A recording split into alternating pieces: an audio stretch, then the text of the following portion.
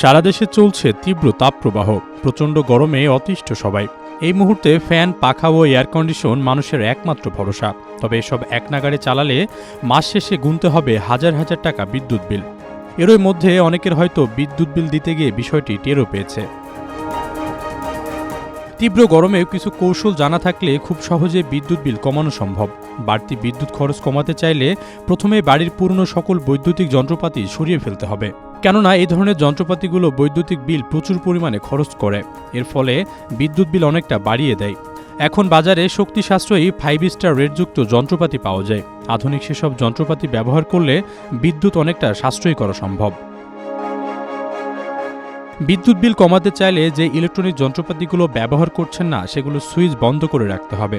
অপ্রয়োজনে ইলেকট্রনিক যন্ত্রের সুইচ সবসময় অন রাখলে বিদ্যুৎ বিল স্বাভাবিকভাবেই বেড়ে যাবে।